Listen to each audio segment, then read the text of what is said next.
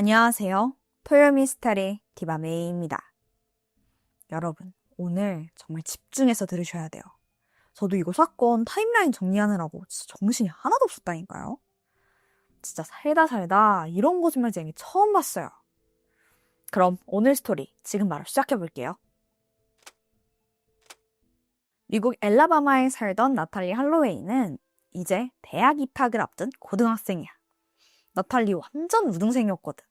학교 생활도 열심히 했고 이제 곧 들어갈 대학교에도 장학금 받아서 약학을 공부할 예정이었어. 공부도 잘하고 또 성격도 좋아서 친구도 많았었고. 근데 이제 졸업하면 다 뿔뿔이 흩어지잖아. 특히 미국 얼마나 넓어.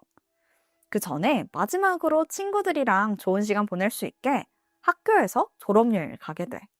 와, 엄청 설레어했지. 그렇게 2005년 5월 25일 남미 아루바 섬으로 졸업여행을 떠났어.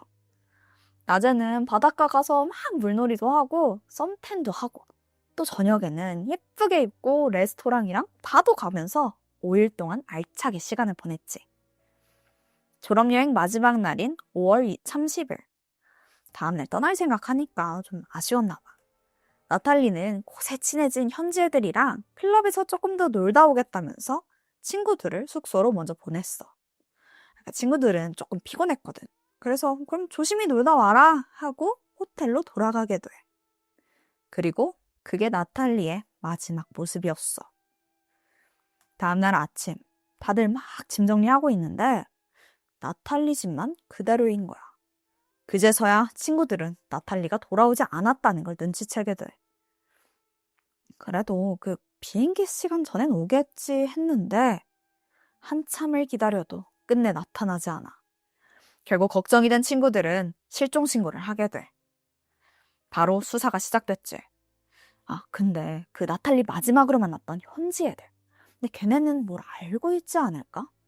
그래서 경찰이 막 수소문을 했고 얼마 안 가서 마지막으로 같이 있던 3명을 모두 찾아내는데 그들은 19살이던 조란 슬롯과 21살 디펙 칼포, 18살 사타시 칼포였어. 이 둘은 형제야.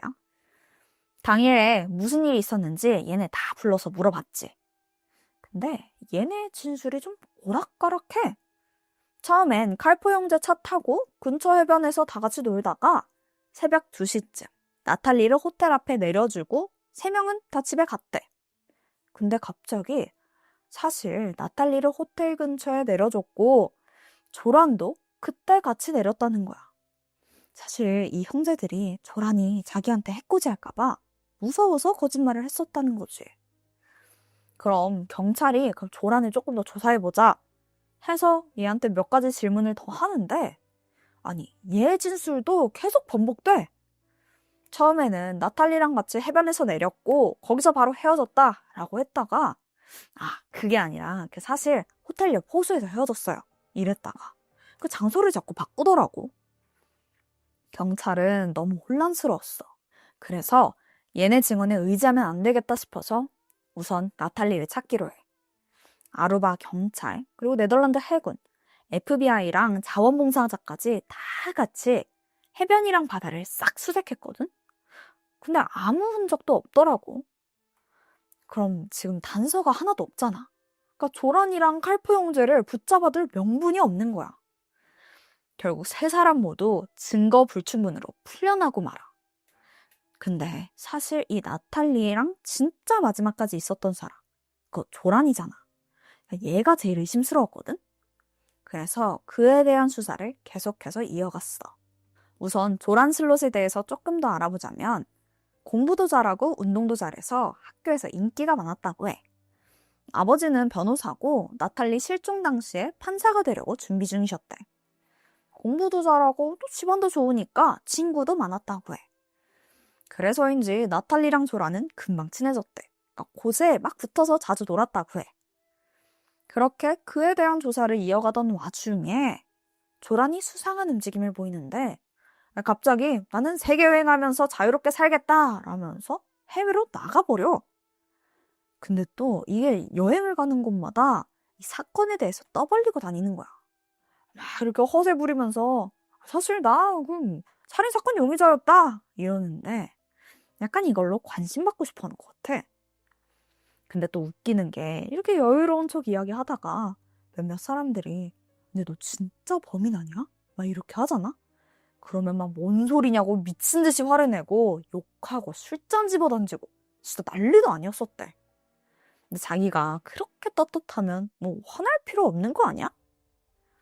근데 뭐 이런 정황 증거로는 체포할 수가 없잖아. 그래서 그냥 이렇게 놓치나 싶었는데 3년 정도 지난 2008년 1월 네덜란드 범죄 전문 기자가 조란이랑 인터뷰를 하게 돼. 근데 이때 카메라를 몰래 숨겨서 인터뷰 장면을 다 녹화한 거야. 자, 이제부터 조란이 이야기한 사건의 전말이야. 사건 당일 나탈리가 마지막 날이라고 같이 놀자라고 해서 약속을 잡았대. 그래서 약속 장소인 술집으로 가보니까 벌써 학교 친구들이랑 나탈리가 완전 취해 있더래. 그래서 자기도 같이 술 마시고 뭐 춤추면서 놀다가 새벽 1시쯤 따로 나와서 아까 그 칼포 형제 기억나지? 걔네가 차로 나탈리랑 자기를 호텔 옆 해변에 내려줬고 이제 둘만 남았잖아. 분위기가 좀 좋았지. 한참 해변에서 이야기를 나누다가 성관계를 했는데 그 순간 나탈리가 몸을 막 심하게 떨더니 쓰러졌다는 거야. 깜짝 놀라서 이를 흔들어 깨워봤지만 아무 반응이 없었어. 그녀가 죽었다고 생각하니까 순간적으로 겁이 났고 정신이 없었대. 그래서 우선 나탈리를 해변 나무 옆에 기대게 하두고 기록이 남을까봐 핸드폰 대신 공중전화로 보트를 가지고 있는 친구를 부르게 돼. 근데 좀 이상하지 않아? 순간 당황해서 정신이 없었다며. 근데 기록이 남을 걱정을 할 수는 있었던 거야? 이게 앞뒤가 안 맞잖아. 근데 뭐 이거는 그냥 내 추정일 뿐이니까. 어쨌든 곧 친구가 도착을 했고 보트까지 나탈리를 같이 옮겼어. 그 후에는 친구가 이젠 내가 다 알아서 할 테니까 너는 들어가라 라고 해서 곧장 집으로 왔지. 그때가 한 새벽 2, 3시쯤이었고 다음날 아침 친구가 나탈리를 1.5km 정도 떨어진 바다에 버렸다라고 한 게 조란의 증언이야. 이 모습은 모두 TV에 방영됐어. 나탈리의 가족들과 친구들은 드디어 사건이 해결됐구나 싶어서 기뻐했지. 나탈리 실종 미스터리가 풀릴 거라고 생각했던 거야. 그런데 사건은 더 복잡해져. 경찰이 조란을 체포했지? 그리고 바로 신문하는데 와, 또 얘가 말을 바꿔. 사실 이게 다 그냥 기자가 원하는 대로 얘기해 준 거다 라면서 거짓말이라더라고.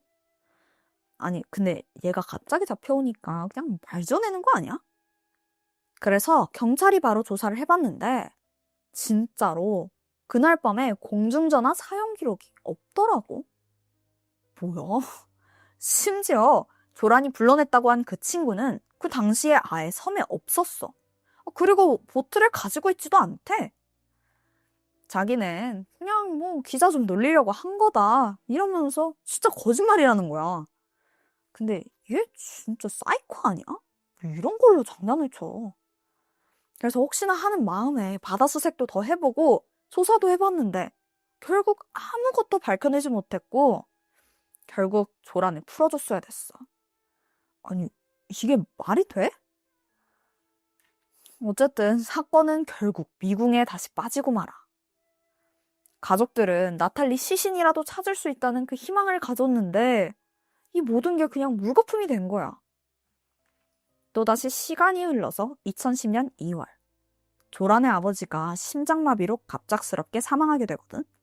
그랬더니 조란이 또다시 나서 이제 아버지도 돌아가셨으니까 모든 진실을 밝히고 나탈리 가족들을 돕겠다 이러더라고. 대신 대가가 필요하다면서 25만 달러를 요구하더라고.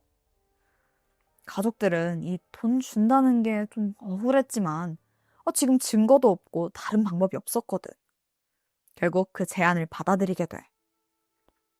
이 조란이 또 세계여행 간답시고 해외로 튈 수도 있잖아. 그럼 사건 해결 못할 거 아니야. 혹시 일이 잘못돼도 다른 혐의로 잡아놓으려고 FBI가 작전을 세우기 시작해. 근데 이게 나탈리 살해 혐의로 체포하기엔 아예 증거가 없잖아. 그래서 생각한 게 갈취 혐의였어. 사실 유가족한테 돈 뺏는 거나 다름없으니까. 나탈리 유기 장소를 말하면 바로 갈취 혐의로 일단 체포해두려고 한 거지. 그렇게 만발의 준비를 하고 조란을 만나러 갔어. 또다시 얘가 신나서 이야기하는데 이때 새롭게 진술한 사건의 전말은 이거야. 사건 당일 밤에 이제 집에 가려고 하는데 나탈리가 자기는 안 가겠다면서 막 버텼대. 술도 좀 마시고 신난 상태였잖아. 그러니까 더 놀고 싶었던 거지. 근데 조란이 엄청나게 피곤했거든. 순간적으로 확 짜증이 나서 나탈리를 차로 집어 던지다시피 세게 밀어버린 거야. 그런데 하필 차 모서리에 그녀의 머리가 찍혔고 갑자기 피가 철철 나기 시작해. 그렇게 나탈리는 손 쓸 새도 없이 사망하고 만 거야. 그 후에 아버지의 도움으로 나탈리를 해변에 유기했대. 그래서 그 장소를 물어봤더니 저기 그 해변에 집이 한 채 있는데 그 밑에 나탈리가 있다고 하더라고. 원래 해변 구석에다가 시신을 매장했는데 지금 그 위에 집이 세워졌다는 거지. 그러니까 그 집 밑에 있을 거라고 의기양양하게 말하더라고. 그래서 경찰이 바로 확인해 보는데 진짜 어이없는 게 뭔 줄 알아? 그 집, 그 나탈리 실종 전에 이미 지어진 집이었어. 진짜 미치겠네. 얘 또 거짓말한 거야. 자, 그래도 갈취 혐의로라도 체포할 수 있잖아. 근데 FBI가 기소도 하기 전에 페루로 홀랑 도망가 버려. 아니, 진짜 이럴 수 있어? 이렇게 답답한 상황이 계속 이어지는 거야. 유가족들 마음이 어땠겠어. 그 후로 조란이 조용히 사는가 싶더니 뜻밖의 사건으로 소식을 알리게 돼. 2010년 5월인데 페루에서 조란이 체포됐다는 거야. 보니까 살해 혐의더라고. 피해자는 21살이던 스테파니 플로레스. 조란이랑 카지노에서 만나서 그날 같이 게임을 했는데 스테파니가 돈을 꽤 많이 땄던 거야. 조란은 그 돈에 욕심이 생긴 거지. 그녀를 자기 방으로 유인하더니 그대로 살해하고 바로 칠레로 도주했어. 하지만 이번엔 얼마 못 가서 바로 체포됐고. 조란은 갈취죄로 이미 기소돼 있잖아. 그래서 FBI가 범죄인 인도를 요청했지만 페루 정부는 당국에서 이 살인죄에 대한 대가를 치르기 전까지 다른 나라에 보낼 수 없다라면서 거절했어. 그래도 일단 잡혀 있으니까 더 이상 도망갈 순 없잖아. 우선은 기다려보기로 했지. 2012년 1월 13일 조란은 스테파니 살인과 절도죄로 28년형을 선고받게 돼. 그 후로 페루에서 죗값을 치르다가 2023년, 바로 작년이지, 미국으로 송환됐고. 근데 이렇게 송환되고 나서 얘가 입이 근질근질했는지 같은 해 10월 또다시 자백을 하거든? 진짜 사실 듣기도 지겹지? 근데 이번엔 좀 달라. 진짜 마지막으로 한 번만 들어봐봐. 2005년 사건 당일 해변가에서 나탈리를 추행하려고 했던 거야.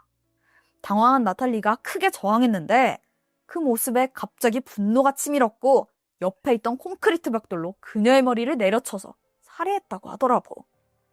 그 후에 바다의 시신을 유기했대. 이번엔 진짜 확실히 하자 싶어서 거짓말 탐지기 테스트도 진행했는데 공식적으로 사실이라고 판명돼. 조란이 진짜 범인이 맞았던 거지. 18년간 미스테리였던 나탈리 실종 사건의 진실이 드디어 밝혀진 거야. 하지만 아직 남은 게 있지. 그녀의 시신은 발견되지 않았어. 현재도 아루바 섬 검찰은 나탈리 사건은 아직 종결되지 않았다면서 계속해서 조사를 진행하고 있다고 해. 새로운 정보가 입수되면 더 적극적으로 수사할 거라고 밝혔어. 오늘 사건 어때? 너무 답답했지? 진짜 끝날 듯 끝나지 않는 그 자백들이 더 유가족들을 힘들게 했을 것 같아. 특히 그 범인의 태도가 진짜 열받았고. 하루빨리 이 사건이 완벽하게 해결돼서 이미 너무 늦었지만 나탈리가 다시 가족의 품으로 돌아갈 수 있길 바랄 뿐이야. 오늘 내가 준비한 사건은 여기까지. 그럼 우린 다음 영상에서 만나.